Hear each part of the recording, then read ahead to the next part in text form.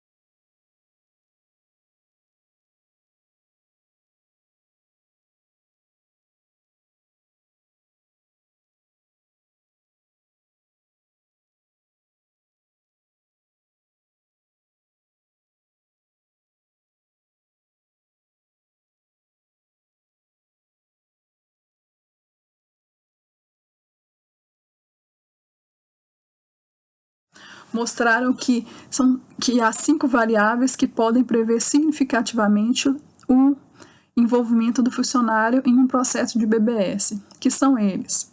Primeiro, a percepção de que o treinamento BBS foi eficaz. Segundo, a confiança nas habilidades de gestão. Terceiro, a responsabilidade pelo BBS por meio de avaliações de desempenho. Quarto, se o funcionário recebeu ou não educação em BBS. E 5, estabilidade na organização. O último trabalho é intitulado A influência da percepção de risco na segurança. Esse estudo investigou o valor de se usar uma medida de percepção de risco que condiciona a percepção de risco ao comportamento, além de investigar a percepção de risco cognitiva e afetiva. Esse trabalho também estudou como a falta de compromisso do supervisor com a segurança afeta os comportamentos de segurança dos funcionários. 80 indivíduos participaram desse estudo, no qual eles realizaram tarefas aparentemente perigosas. Esse estudo concluiu que a percepção de risco, quando enquadrada no que diz respeito ao risco de não realizar os procedimentos de segurança, ela está relacionada sim ao comportamento de segurança. Além disso, esse estudo também concluiu que o compromisso do supervisor com a segurança tem uma influência muito forte no comportamento de segurança dos demais funcionários. Esse trabalho avaliou a influência das diferenças individuais nas atitudes de segurança organizacional. Primeiro, os autores examinaram o Big Five, que são os 5 grandes traços de personalidade. Então, amabilidade, extroversão, neuroticismo, conscienciosidade, abertura para experimentar. Eu vou comentar brevemente sobre cada um desses traços, sob a ótica dos autores desse trabalho e as hipóteses que eles formularam. Segundo os autores, a amabilidade abrange cooperação, empatia e identificação com os outros. Eles comentam que estudos já demonstraram que uma baixa amabilidade está relacionado ao envolvimento em acidentes no local de trabalho. A hipótese é que, nas organizações, indivíduos motivados a ser altruístas sentem responsabilidade para com os outros dentro da organização, levando a atitudes de segurança mais positivas. O outro traço de personalidade é a extroversão, que é uma medida de que alguém é confiante em situações sociais. Indivíduos altamente extrovertidos são caracterizados como ousados, assertivos, entusiastas. Segundo os autores, a busca de excitação é uma faceta da extroversão que pode estar relacionada a tendências de tomada de risco e, portanto, estaria negativamente relacionado às atitudes de segurança. O outro traço que eles analisaram é o neuroticismo. Indivíduos com altos níveis de neuroticismo são mais propensos a ser ansiosos, deprimidos e inseguros. O neuroticismo também reflete baixa tolerância ao estresse, de forma que indivíduos neuróticos têm maior probabilidade de ficar agitados com altas demandas, resultando em uma redução de atenção e do foco do trabalho. Portanto, os autores formularam a hipótese de que o neuroticismo se relaciona negativamente com as atitudes de segurança. A conscienciosidade. Indivíduos altamente conscienciosos tendem a ser trabalhadores cuidadosos e zelosos. Uma faceta da consciência é a cautela, ou até que ponto os indivíduos tentam evitar erros. Indivíduos conscientes seguem regras e estão cientes do comportamento esperado. Então, os autores formularam a hipótese que a conscienciosidade é positivamente relacionada às atitudes de segurança. Por fim, a abertura para a experiência. ela é demonstrada por meio de um interesse em experiências novas. No entanto, os autores não especularam sobre a relação entre essa característica e atitudes de segurança. Além disso, do Big Five, os autores também examinaram duas facetas específicas da extroversão, que é a propensão ao risco e a busca de sensações. A propensão ao risco é a extensão de quais indivíduos estão inclinados a assumir riscos. Buscar aventuras, envolver em comportamento de risco, por exemplo, se envolver com jogos de azar, se envolver com esportes de risco, etc. Como indivíduos que têm uma maior propensão ao risco são mais propensos a tomar decisões precipitadas, os autores formularam a hipótese que a propensão ao risco seria negativamente relacionada a atitudes de segurança. A busca de sensações se refere à propensão de se buscar aventura e evitar o tédio.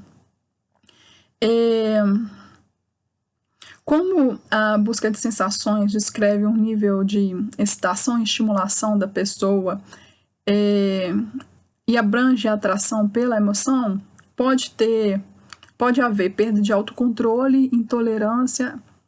Então, os autores formularam a hipótese de que a busca de sensação seria negativamente relacionada às atitudes de segurança no local de trabalho. Eles também mediram o foco regulatório do trabalho, que, segundo esse artigo, essa teoria descreve duas abordagens cognitivas que os indivíduos usam para traçar estratégias sobre atos de comportamento, para atender objetivos, que seria a promoção e o foco na prevenção. Os funcionários com forte foco em promoção se engajam em estratégias que maximizam a produtividade, enquanto funcionários com forte foco em prevenção se engajam em estratégias que maximizam a qualidade ou a segurança. Portanto, os autores formularam a hipótese que o foco da promoção seria negativo e o foco da prevenção seria positivamente relacionado às atitudes de segurança. O outro traço que eles analisaram foi o fatalismo. O fatalismo relacionado a acidentes se refere à crença de que acidentes são resultados inevitáveis do acaso ou do destino, e, portanto, que os indivíduos podem fazer pouco para evitá-los.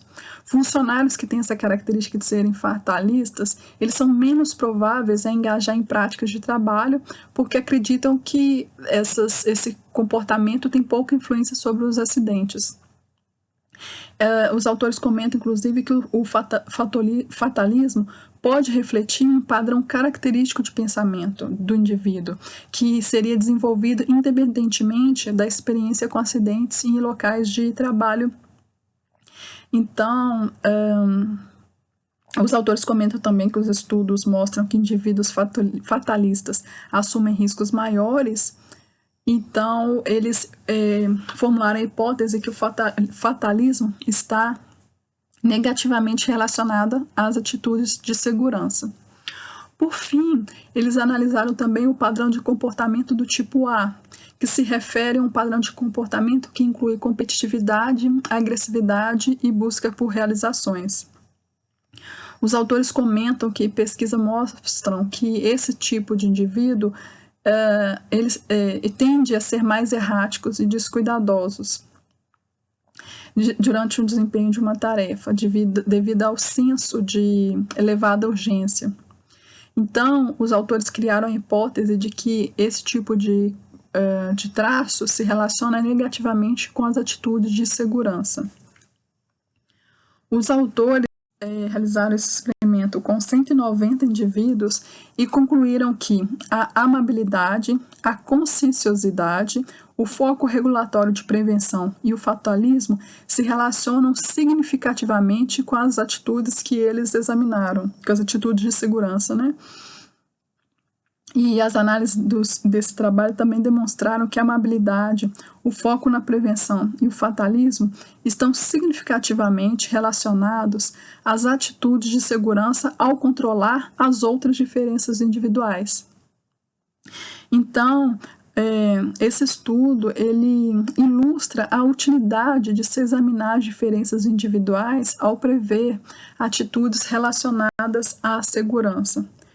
E uma conclusão importante desse trabalho é que ter indivíduos no local de trabalho que são propensos a atitudes de segurança mais positivas resulta, a longo prazo, em uma cultura organizacional mais positiva em relação à segurança. Mas, afinal, quais são as variáveis que influenciam na percepção de riscos? Segundo David Hopeik, que é um famoso especialista em percepção e comunicação de riscos, ele fala que o risco é subjetivo. Não é apenas uma questão de fatos, mas como esses fatos parecem. Ele fala que a mudança climática é um exemplo perfeito. Os mesmos fatos levam a interpretações e opiniões muito diferentes. Para construir relações de trabalho mais construtivas em torno de propostas de adaptação às mudanças climáticas, você deve respeitar o que molda essas interpretações. Você tem que saber não apenas como as pessoas se sentem, mas por que elas se sentem assim. O David Hopeik comenta que nós nos preocupamos menos com os riscos que achamos que não podem realmente acontecer conosco. Ele também fala que nós nos preocupamos menos com os riscos quanto mais longe no futuro eles estiverem, e que nós preocupamos menos com os riscos causados por escolhas que também produzem benefícios. Então, como vocês podem ver, são vários fatores que influenciam na percepção de risco. Vou comentar todos eles de forma resumida. Então, eles estão todos listados nesse diagrama. Primeiro, a confiança versus a falta de confiança. Quanto mais confiamos nas pessoas que nos informam sobre o risco, menos medo teremos. Quanto mais confiamos no processo usado, menos medo teremos. Se o risco é imposto ou se ele é voluntário, nós temos mais medo de um risco quando ele nos é imposto do que quando nós nos expomos voluntariamente ao mesmo risco. Por exemplo, você se sente em mais risco se você vê uma pessoa dirigindo e conversando ao celular do que quando você está dirigindo e conversando ao celular. Se o risco é natural ou antropogênico. Se o risco for natural, nós temos uma tendência de ter menos medo. Se ele for feito pelo homem, nós temos tendência a ter mais medo. Por exemplo, radiação do sol, que é natural, ou radiação da energia nuclear, que é antropogênico. Esse ponto catastrófico versus crônico, ele é muito interessante. Nós temos tendência a ter mais medo dos riscos que podem matar muitas pessoas ao mesmo tempo, de forma repentina e violenta em um único lugar, por exemplo, um acidente de avião, do que com riscos que causam centenas de mortes, milhares de mortes, mas um de cada vez ao longo do tempo e não todos no mesmo lugar. Por exemplo, doenças cardíacas. Um outro fator interessante que ele chama de o fator terrível. Quanto pior o resultado de um risco, mais medo nós temos dele. Por exemplo, ser comido por um tubarão. Isso ajuda também a explicar por que nós temos medo de agentes cancerígenos ou com potencial carcinogênico. Se é difícil de entender. Quanto mais difícil é entender um risco em potencial, mais medo provavelmente teremos. E quando o risco é invisível, o medo fica ainda pior. Se ele é familiar ou novo. Quando nós encontramos um risco pela primeira vez, nós temos mais medo do que depois que passamos a conviver com o risco por um tempo. Então, assim, é a questão da incerteza. Isso explica, inclusive, como o medo generalizado de novas tecnologias diminui, né, com o passar do tempo, à medida que vai ficando familiarizado. A conscientização. Quando tem notícias cheias de histórias sobre um determinado risco. Por exemplo, a destruição da camada de ozônio. Então, quando, como indivíduos, passamos por algo ruim, como a morte de um amigo ou um parente de câncer, ou testemunhamos um crime ou acidente, a consciência desse risco é maior, assim como o nosso medo. Se a vítima é conhecida, então um risco ele é tornado real quando tem uma personificação da vítima. Quando é uma vítima próxima, quando é uma vítima que se conhece. E ainda se dependendo da idade da vítima. Então, nós temos tendência a ter mais medo de um risco quando crianças são envolvidas. Por exemplo, um amianto numa escola causa mais medo do que um amianto num local de trabalho. Outro ponto, isso me afeta? Nós percebemos o risco como sendo maior quando ele afeta a nós mesmos, como pessoas, né, como seres individuais, do que quando ele afeta a sociedade, quando afeta eles, quando afeta os outros. Esse ponto que eu já comentei, risco versus o benefício, nós temos mais tendência a ter menos medo quando, quando existe um benefício associado. Então, quando tem um benefício associado ao risco, a gente teme menos o risco. Por exemplo, o uso de medicamentos, né, de drogas, a prática de esportes perigosos, de alto risco. A questão de ter controle ou nenhum controle. Se uma pessoa sente que pode controlar o resultado de um perigo, ela tem menos medo. Por exemplo, quando ela está dirigindo ou andando de bicicleta e não usar capacete. E esse controle pode também ser associado a um controle de um processo, por exemplo, ou de uma operação, né? Bom, como vocês podem perceber, a percepção de risco, ela depende de uma série de fatores, ela é subjetiva, e ela pode ser aprimorada se for desenvolvida uma cultura de segurança. E para se desenvolver uma cultura de segurança, é necessário que os seguintes pontos sejam trabalhados. O conhecimento do risco. Como comentamos anteriormente, é necessário que as pessoas aprendam sobre os riscos envolvidos, sobre cada fonte de perigo e, consequentemente, sobre as consequências da exposição àquele risco. E isso seja no trabalho, seja no ambiente público ou no ambiente doméstico. Vivências do risco. As pessoas elas têm que ser apresentadas para outras pessoas que já vivenciaram a situação e sofrem com as consequências da falta de percepção de risco. Por exemplo, no ambiente de trabalho, pode ser mostrado para os funcionários, outros funcionários que sofreram um acidente de trabalho e que agora têm que conviver com as consequências desse acidente de trabalho.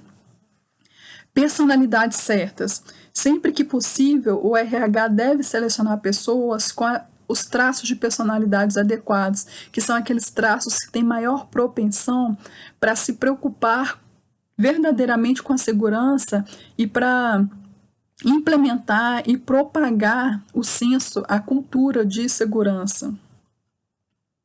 Liderança de exemplo, que eu comentei também anteriormente, que é muito importante, aquele artigo mostrou que é importante de se ter um líder que tem influência positiva. Hoje, no Brasil, mais do que nunca, nós entendemos muito bem a importância de se ter um líder que realmente se preocupa com a segurança dos demais. A penalização do erro. Um erro que implica em falta de segurança não pode ser minimizado ou negligenciado.